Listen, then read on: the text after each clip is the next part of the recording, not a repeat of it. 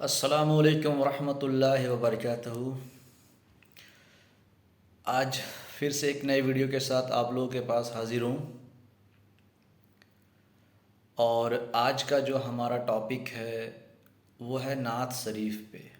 آج ہم لوگ انشاءاللہ تعالیٰ کچھ ڈسکس کریں گے نعت شریف پہ کہ نعت شریف پڑھنا کیسا ہے، پڑھنا چاہیے کہ نہیں چاہیے، کیونکہ نعت شریف پڑھنے میں بھی بہت سارے لوگ اختلاف کرتے ہیں ایک دوسرے سے۔ ایز یوزول جیسا کہ میں نے آپ لوگوں کو پہلے 3 ویڈیو میں بتا چکا ہوں اختلافات سے ریلیٹڈ ٹاپک، تو اس ہفتے بھی آج کا جو ہمارا ٹاپک ہے وہ اس سے ہی کچھ ریلیٹڈ ہے۔ تو آج جو ہم لوگ ڈسکس کریں گے وہ ہے نعت شریف، کیونکہ نعت پڑھنے میں بہت سارے فرقے کے لوگ اس پہ اختلاف رکھتے ہیں کہ نعت شریف یہ سب صرف من گھڑت کہانی ہے، بناوٹی چیزیں ہیں، یہ سنیوں کے دوارا بنایا گیا ہے، بلا بلا۔ تو کیا یہ حدیث و قرآن سے ثابت ہے؟ اس کے بارے میں آج دیکھیں گے انشاءاللہ تعالی ہم لوگ۔ تو سب سے پہلی بات کہ نعت شریف پڑھنا کس کی سنت ہے، اس کے بارے میں جانکاری لیں گے۔ تو حضرت حسان بن ثابت رضی اللہ تعالی عنہ ایک صحابی رسول گزرے ہیں جو نعت شریف پڑھا کرتے تھے۔ حضرت حسان ان کا نام ہے، اور ایک صحابی رسول تھے، اور نعت پڑھنا ان کی ہی سنت ہے، اور نعت شریف کو سننا ہمارے پیارے نبی صلی اللہ علیہ وآلہ وسلم کی سنت ہے۔ تو نعت پڑھنا بھی ثواب ہے اور نعت شریف سننا بھی ثواب ہے، اس لیے ہم لوگوں کو گھروں میں میلاد اور اپنے معاشرے میں جلسہ کرنا چاہیے، نعت شریف پڑھنی چاہیے۔ اس کے بہت فضائل اور بہت ثواب ہیں۔ اب چلتے ہیں اس کے دلائل کی طرف، کیونکہ جو لوگ یہ سوال کرتے کہ کیا یہ قرآن و حدیث سے ثابت ہے کہ نہیں، اس کی بہت ساری حدیثیں ہیں، 2-3 حدیث میں آپ لوگوں کے سامنے رکھوں گا، اور قرآن سے بھی انشاءاللہ تعالی اس کا ریفرنس میں دوں گا۔ تو قرآن مجید میں جب آپ سورہ نمبر 94 پڑھیں گے، سورۃ الشعراء، چھوٹا سا سورہ ہے جس میں ٹوٹل 8 آیتیں ہیں، تو آیت نمبر 4 میں اللہ تعالیٰ ارشاد فرماتا ہے وَرَفَعْنَا لَكَ ذِكْرَكَ۔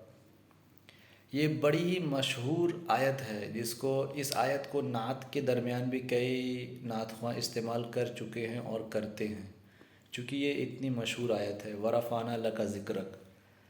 اس کا جو مطلب ہوتا ہے اردو ترجمہ، اللہ تعالیٰ فرماتا ہے اے نبی ہم نے تمہارے لیے تمہارے ذکر کو بلند کر دیا۔ تو جب انسان جلسہ کرتا ہے، میلاد کرتا ہے، تو جلسہ اور میلاد میں ہوتا کیا ہے؟ وہاں پہ لوگ نعت پڑھتے ہیں، اللہ اور اس کے رسول کا ذکر ہوتا ہے، بیان ہوتا ہے، چاہے وہ بیان ایک تقریر کے روپ میں ہو، نعت کے روپ میں ہو، یا شعر کے روپ میں ہو۔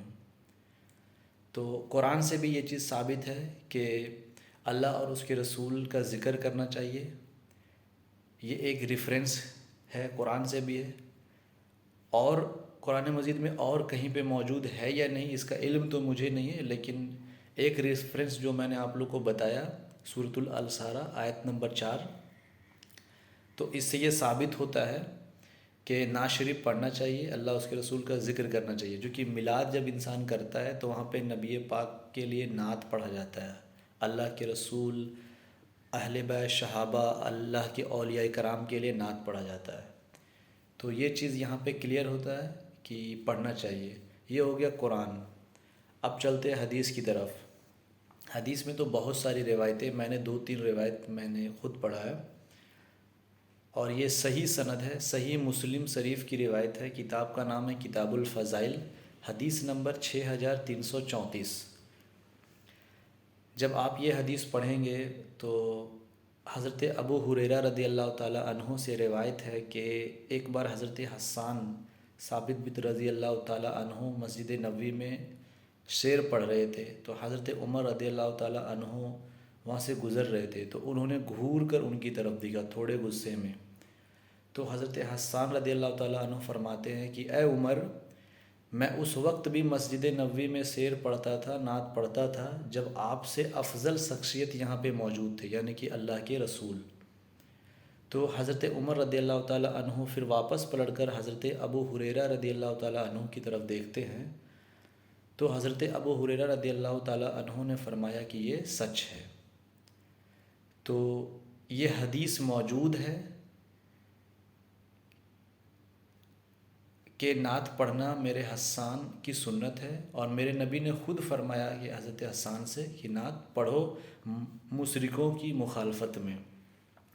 ایکچول میں حضرت حسان رضی اللہ تعالیٰ عنہ غیر مسلمانوں کو نعت پڑھ کر کے جواب دیتے تھے، چونکہ اس کی بہت ساری حدیثیں ہیں کہ جو مکہ کے مشرک یا غیر مسلم تھے وہ اماں عائشہ رضی اللہ تعالیٰ عنہ پہ بہتان لگاتے تھے، نعوذ باللہ، اور اس کے لیے حدیث بھی موجود ہے، میں آگے آپ کو بتاؤں گا۔ اور اسی کتاب الفضائل میں صحیح مسلم کی روایت ہے 6337۔ اس سے پہلے جو میں نے آپ لوگوں کو بتایا وہ حدیث نمبر تھا 6334، اس کے بعد آتا ہے 6337۔ اس میں بھی حضرت حسان رضی اللہ تعالیٰ عنہ سے یہ روایت ثابت ہے، اور اس میں اللہ کے نبی صلی اللہ علیہ وسلم نے خود فرمایا ہے اس روایت میں کہ اے حسن، تم کافروں کی مخالفت میں شعر پڑھو، جبریل علیہ السلام تمہارے ساتھ ہے۔ یہ 6337 نمبر روایت ہے۔ اس کے آگے آپ جائیں گے، اسی میں صحیح مسلم کتاب الفضائل میں 6339 کی بھی روایت موجود ہے کہ اماں عائشہ رضی اللہ تعالیٰ عنہ کے بھتیجے حضرت اروان رضی اللہ تعالیٰ عنہ سے یہ روایت ہے کہ حضرت حسان بن ثابت رضی اللہ تعالیٰ عنہ نعت پڑھ رہے تھے، تو حضرت اروان رضی اللہ تعالیٰ عنہ کو سمجھ میں نہیں آیا، تو اماں عائشہ رضی اللہ تعالیٰ عنہ فرماتی ہے کہ اے اروان، اسے پڑھنے دو، وہ رسول اللہ صلی اللہ علیہ وآلہ وسلم کی طرف سے کافروں کو جواب دیتے ہیں شعر پڑھ کے، نعت پڑھ کر کے۔ تو یہ صحیح مسلم شریف کی روایت میں نے کتاب الفضائل کے 3 حدیثوں کو آپ لوگوں کو بتایا۔ تو نعت پڑھنا، شعر پڑھنا یہ قرآن سے بھی ثابت ہے، حدیث سے بھی ثابت ہے۔ نعت پڑھنے کا مطلب کیا ہے؟ اللہ اور اس کے رسول کا ذکر کرنا۔ میلاد کرنے کا مطلب کیا ہے؟ اللہ اور اس کے رسول کا ذکر کرنا۔